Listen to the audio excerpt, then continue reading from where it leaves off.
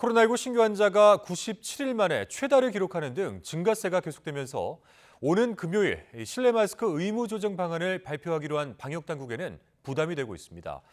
정부가 경청하겠다던 자문위원회도 구체적인 시점을 정하지 않은 것으로 알려지면서 23일에 조정안 역시 조건은 제시하되 시점을 명시하지 않을 가능성이 커지고 있습니다. 기정호 기자입니다. 코로나19 신규 환자 8만 7천여 명.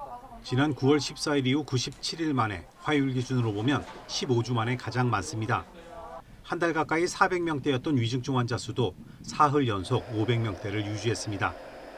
계속되는 증가세는 23일 마스크 의무 조정 방안을 발표하기로 한 정부에 부담이 되고 있습니다.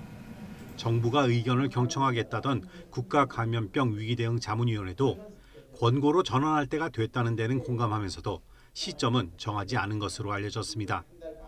정기석 위원장은 마스크 의무 조정은 효과가 없다거나 필요성이 낮아졌다는 의미가 아니라면서 개인 의사를 존중하고 평범한 일상을 누릴 수 있도록 방역 생활화로 전환하려는 것이라고 강조했습니다. 자문위원들도 시점을 명시하는 것은 정치적인 결정이라면서 시점은 결정하지 않았고 어떤 지표들이 달성되면 해지할 수 있다는 권고라고 전했습니다. 때문에 자문위 권고는 시점 제시가 아닌 의무 해제를 위한 기준과 방식 등에 국한됐을 것으로 보입니다. 조규홍 보건복지부 장관도 장관 취임 후 처음 연 기자간담회에서 코로나 유행의 불확실성을 감안할 때 특정 시점을 말하긴 어렵다며 오는 23일 조정 기준을 제시할 수는 있지만 시점을 말하긴 힘들다고 말했습니다.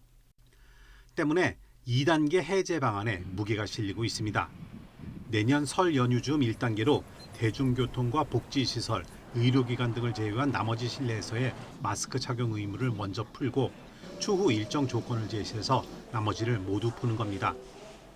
여기엔 유행 상황과 위중증 사망자 추이, 재감염 비율, 고위험군의 백신 접종 상황 등 다양한 조건들이 종합적으로 고려될 것으로 보입니다.